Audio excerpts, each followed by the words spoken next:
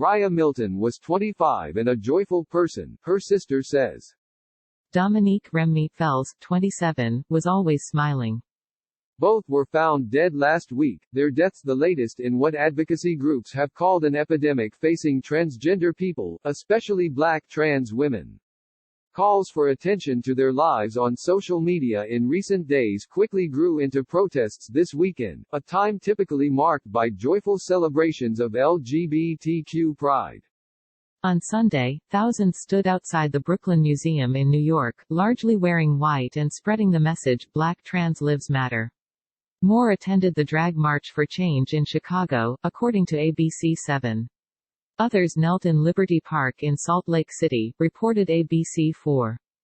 Protests have spread to nearly every corner of the country in the weeks since George Floyd's death on Memorial Day.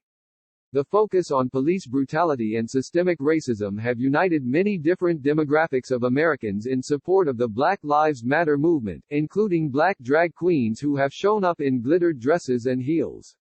But Sunday's demonstration spotlighted a community that activists and family and friends of those who have died say is particularly vulnerable: transgender individuals, particularly women of color. According to the Human Rights Campaign, 2020 has already seen 14 transgender or gender non-conforming people fatally shot or killed by other types of violence. In 2019, the number was 26, the majority of whom were black trans women. Milton and Fells are not the only ones who have been killed recently. Tony McDade, a black trans man, was shot and killed by police in Tallahassee, Florida, last month, 2 days after Floyd's death. Tallahassee Police Department Chief Lawrence Ray Bale said McDade was armed with a gun and pointed it at the officer, prompting him to use deadly force. But neighbors and others have offered different accounts, alleging it's another instance of police brutality. The case, which will be reviewed by a grand jury, has sparked national outrage. Also Sunday, the Black LGBTQIA Advisory Board Council organized a march through Los Angeles ending on Hollywood Boulevard in McDade's memory. More, Tallahassee police released name of person shot and killed by an officer after stabbing. The Brooklyn protest, organized by the Okra Project and Marsha P. Johnson Institute, among others, also honored the life of Layleen Polanco, 27, who died last year after experiencing an epileptic seizure in solitary confinement at Rikers Island. Her family says new surveillance footage released last week shows that guards failed to provide her with potentially life-saving medical care, according to NBC News. Earlier this month, the New York City Department of Investigation and the Bronx District Attorney released findings saying they found no evidence to support criminal charges in her death. Investigations into Milton and Fells' deaths, as well as McDade's, are ongoing. Last week, the Butler County Sheriff's Office said they responded to a dead body found in Liberty Township, Ohio.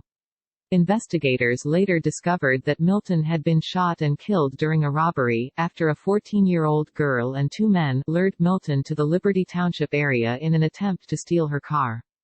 Butler County Sheriff Richard Jones held a press conference on Thursday to provide more information on the investigation, where he was asked if Milton was targeted because of her identity as a transgender woman. No, Jones replied, no, absolutely not. This person was lured there to be robbed. But friend Eden Estes says her death should be considered a hate crime. According to Federal Bureau of Investigation data, there were 4 incidents of gender identity hate crimes in Ohio in 2018.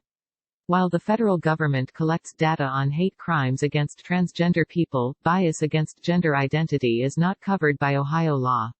Hate crimes in Ohio are limited to ethnic intimidation, when a violent crime is committed by reason of the race, color, religion, or national origin of another person or groups of persons. Police in Fells' case have not stated a motive. Philadelphia police say they responded to the Schuylkill River for a body seen floating last Monday. Fells was pronounced dead at the scene by a medic unit. The investigation is active and ongoing with Homicide Detectives Division, police said. No arrest and no further information at this time. More, Riah Milton, black transgender woman killed in Ohio, just wanted to be accepted. More, transgender woman brutally killed in Philadelphia, police say. In a statement, the City of Philadelphia's Office of LGBTQ Affairs said Fell's death is a reminder that there is much left to do until we achieve full equality, respect, and support for us all. The murder of transgender people, especially those of color, is truly an epidemic, and a crisis that we cannot afford to allow to persist any further, the statement continued. Sunday's protests also come on the heels of an announcement made by the Trump administration Friday, considered a setback to the rights of LGBTQ people.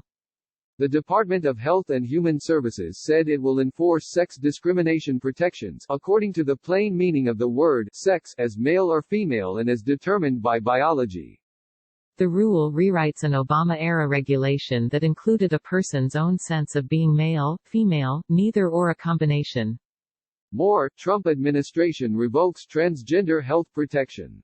On Monday, the Supreme Court gave LGBTQ workers a win with a 6-3 ruling that a landmark civil rights law barring sex discrimination in the workplace applies to gay, lesbian and transgender workers. An employer who fires an individual for being homosexual or transgender fires that person for traits or actions it would not have questioned in members of a different sex, Associate Justice Neil Gorsuch wrote. Congress adopted broad language making it illegal for an employer to rely on an employee's sex when deciding to fire that employee. We do not hesitate to recognize today a necessary consequence of that legislative choice. An employer who fires an individual merely for being gay or transgender defies the law. Contributing, Madeline Mitchell, The Cincinnati Enquirer, Ted Check, The York Daily Record, Jeff Burlew, The Tallahassee Democrat, Richard Wolff, The Associated Press.